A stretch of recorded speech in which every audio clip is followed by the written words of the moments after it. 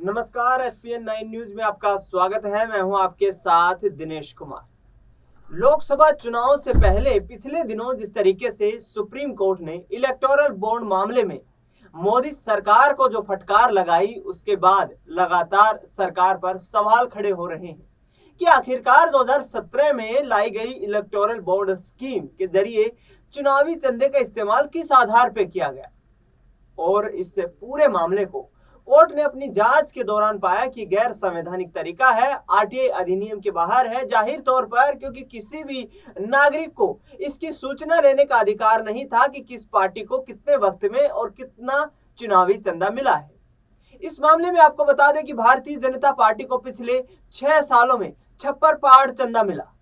उसका आधार मानते हुए याचिकाकर्ता ने जब याचिका दाखिल की तो सुप्रीम कोर्ट की आंखें खुली रह गई कि आखिरकार 95% जो चंदा है वो अकेली ruling party Bharatiya Janata party को मिलता है, जबकि 5% चंदा अन्य राजनीतिक दलों को प्राप्त होता है। इस मामले में चंदा देने वाली एक बड़ी company mega engineering infrastructure limited को सीबीआई ने उनके ऊपर 315 करोड़ रुपए का मामला दर्ज किया है। यह मामला इस्पात मंत्रालय के प्रोजेक्ट के दौरान हुआ है, जब 315 करोड़ रुपए के गबन पाए जाते हैं।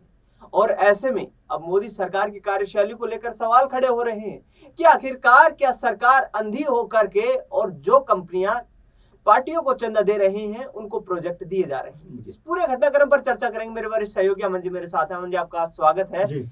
जिस तरीके से ये एक्शन हुआ है अमन जी, सीबीआई का 315 करोड़ रुपए का मामला जो मेगा इंफ्रास्ट्रक्चर लिमिटेड है उसके खिलाफ, और इस्पात मंत्रालय में ये घोटाले की खबर सामने आई है, तो क्या कहीं ना कहीं सरकार की नाक के तले ये तमाम जो घटनाक्रम है ये घटित हो रहा है? देखिए, बिल्कुल जिस तरह से आपने शुरुआत में कहा कि जो चंदे का खेल है वो अपने आप में बड़ा अद्भुत है, क्योंकि चंदा दो और धंधा लो की जो नीति के तहत तमाम चीजें की गई। आपको याद हो कि ईडी ने जिन जो 30-32 कंपनियों के नाम सामने आए उसमें से ईडी ने कम से कम 14-15 कंपनियों पे छापे मारे। उसके बाद उन्होंने जैसे ही चंदा कह सकते हैं कि बीजेपी के जो कह सकते हैं खाते में डाला, उसके बाद उन कंपनियों पे छापे नहीं होते हैं और तमाम तरह से उन कंपनियों को धंधा भी मिलता हुआ नजर आता है। तो ये कई तरह के सवाल खड़े करते हैं कि क्या ये पूरा खेल जो था ये सिर्फ पैसा लेने के लिए चल रहा था। आप देखिए कि सिर्फ एकमात्र पार्टी को यानी कि बीजेपी को, जो रूलिंग पार्टी है, उसको लगभग 95% का चंदा मिलता है टोटल चंदे में से अगर बात करें इन 5-6 साल के दौरान के। तो आप समझ सकते हैं कि किस तरह से पैसे का जो फ्लो है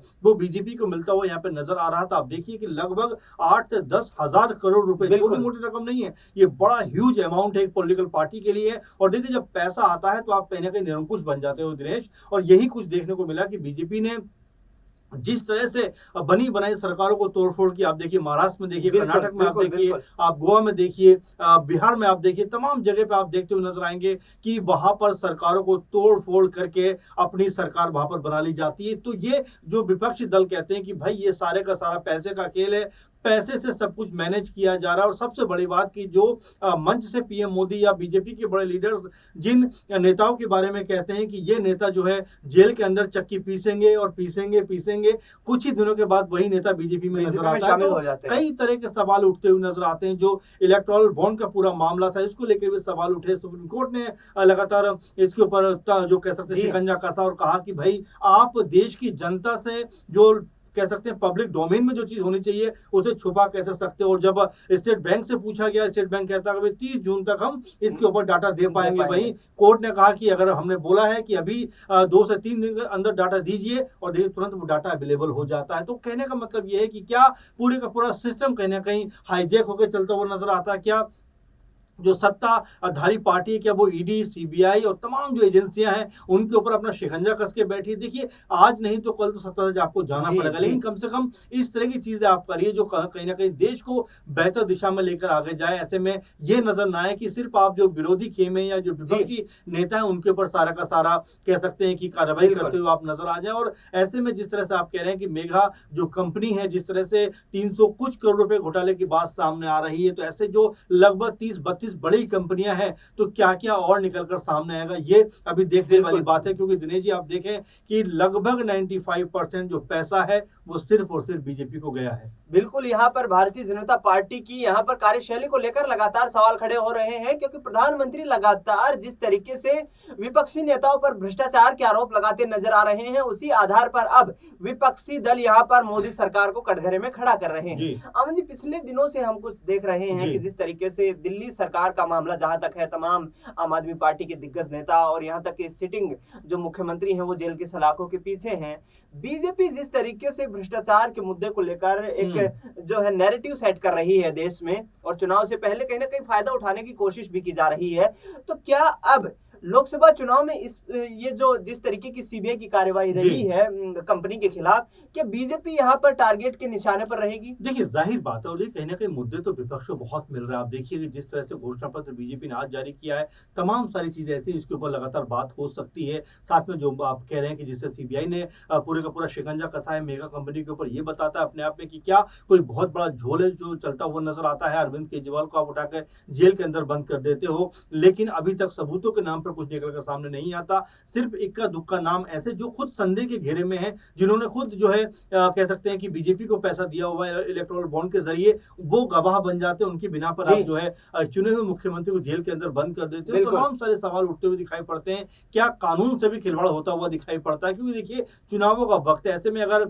जिस पार्टी के मुखिया अगर जेल के अंदर बंद होंगे तो एक नेगेटिव इंपैक्ट तो जरूर पड़ेगा, और बीजेपी कहीं ना कहीं यही चीज करती हुई नजर आती है। आप देखिए कि जो दिल्ली की अगर बात करें तो यहाँ पे 7 जो एमपी हैं उसमें से महज 1 को टिकट बीजेपी देती है, और 5-6 जो नाम है उनको चेंज करती हुई नजर आती है। अगर आपको इतना कॉन्फिडेंट है तो फिर आखिर ये नाम बदल क्यों रहे हैं? क्योंकि देखिए 5 साल अगर जो शख्स रहा होता है पद के ऊपर, उससे हिसाब किताब लेने का वक्त आता है, लेकिन जब वो वक्त सामने आता है बीजेपी उस चेहरे को वहां से हटा देती है। तो ऐसे में सवाल उठते हैं कि जो 400 पार का नारा लगातार बीजेपी दे रही है, क्या वो इसी तरह से दे रही है कि जो भी विपक्षी मजबूत चेहरे हैं उनको कहीं ना कहीं तो डरा कर धमका कर या फिर जेल के अंदर बंद करवा कर उनको कहीं ना कहीं इस तरह की पोजीशन मजबूत करती हुई नजर आती है। आप देखिए कि बीते कुछ दिनों में लगातार जो कह सकते हैं कि जो विपक्षी नेता हैं, चाहे हेमंत सोरेन हो या फिर अरविंद केजरीवाल हो, तेजस्वी हो, या तो और भी तमाम सारे नेता हो, बंगाल में भी हमने देखा कि लगातार छापेमारी हुई। तो ये जो डर की जो राजनीति है, कहीं ना कहीं ये लोकतंत्र को कमजोर करने का प्रयास कर रहा है। बीजेपी को कम से कम जो इतनी बड़ी पार्टी होने का दम भरती है और 2 बार सत्ता में रह चुकी है, देखिए अब आपको अपने काम का हिसाब देना जरूरी है।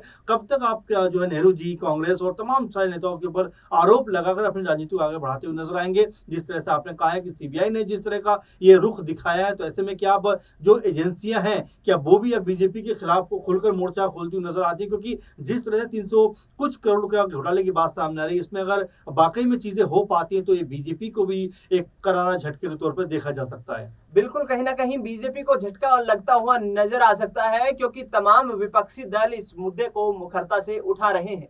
सरकारी जांच एजेंसी सीबीआई ने जिस तरीके से इस पूरे मामले पर संज्ञान लिया है, उससे मोदी सरकार की नींद उड़ती हुई दिखाई दे रही है। क्योंकि जिस तरीके से लोकसभा चुनाव बिल्कुल नजदीक आ चुके हैं, और ऐसे में विपक्ष लगातार ये कह रहा है कि भ्रष्टाचार की पराकाष्ठा मोदी सरकार में देखने को मिल रही है, जो बिना किसी को बताए चोर दरवाजे से पैसा वसूल कर रहे हैं। बड़ा यहाँ पर सवाल ये है, छोटा सा सवाल रहेगा इस पूरे इसमें, कि जो भ्रष्टाचार को अंकुश लगाने की बात यहाँ पर मैनिफेस्टो में भी भारतीय जनता पार्टी कर रही है, क्या इसमें कामयाबी मिल पाएगी और क्या सुप्रीम कोर्ट इस पूरे मामले पर कुछ संज्ञान लेगा? देखिए दिनेश जी, अगर आप भ्रष्टाचार की बात करते हैं, करप्शन की बात करते हैं, तो आप अनगिनत चेहरे ऐसे गिन लीजिए जो आपको नजर आ जाएगा, जो बीजेपी जब भी वार करती थी उनके ऊपर वार करती हुई नजर आती थी। आप देखिए, अगर हम शुरुआत करें हेमंत बिस्वा को लेकर, लगातार बीजेपी ने किस तरह का रुख दिखाया और कह सकते हैं आंदोलन तक किया उनके खिलाफ, लेकिन आज वो बीजेपी में आ गए, मुख्यमंत्री बनकर बैठे हुए हैं। अशोक चौहान के ऊपर आदर्श सोसाइटी घोटाला और तमाम तरह की बातें कहते थे,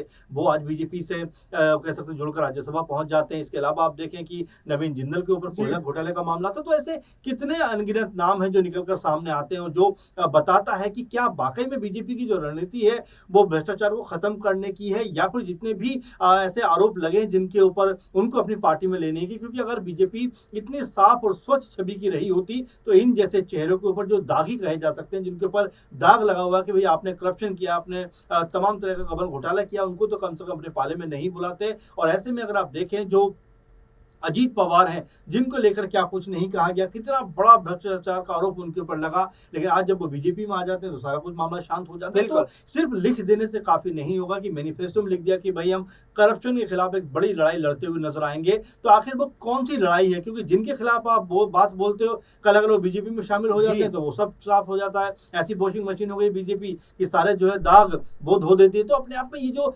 बात है, ये भी कहने की जुमला बनता हुआ दिखाई पड़ता है, क्योंकि जितने भी करप्शन के आरोप लोगों के ऊपर लगे हुए हैं वो बीजेपी में आते चले जा रहे हैं और बीजेपी उनको एक्सेप्ट कर रही है। तो यहाँ पर सवाल खड़े होते हैं कि क्या वाकई बीजेपी सिर्फ इस भ्रष्टाचार के सहारे अपनी सरकार बचाना चाहती है, या वाकई वो करप्शन जो लोग कर रहे हैं उनके खिलाफ कोई बड़ा कदम उठाने वाली है? और जो बीजेपी की एक्टिविटी है दिनेश जी, वो देखकर तो लगता नहीं कि वो ऐसा कुछ करने वाली है। अब देखना होगा कि जिस तरह से 10 साल निकले हैं और लगातार जो अब नया मैनिफेस्टो उनका निकलकर सामने आया है, वो मैनिफेस्टो को लेकर जो जनता है वो किस तरह से रिएक्ट करती है, और साथ में जो विपक्षी पार्टियां हैं वो किस तरह से बीजेपी को घेरती हुई नजर आती हैं। बिल्कुल, कहीं ना कहीं अब भारतीय जनता पार्टी से देश का आम नागरिक सवाल पूछ रहा है कि आखिरकार ईवीएम में अपना बटन दबाने से पहले आपको अपना हिसाब किताब देना होगा। क्या भारतीय जनता पार्टी सरकार को बचा पाएगी और क्या मोदी सरकार हैट्रिक लगा पाएगी? इस पर बड़ा सवाल खड़ा हो गया है। फिलहाल इस खास कार्यक्रम में इतना ही। अमन जी, आप जुड़े, आपका बहुत बहुत धन्यवाद। जी। देश दुनिया की तमाम बड़ी खबरों के लिए आप देखते रहिए SPN 9 न्यूज।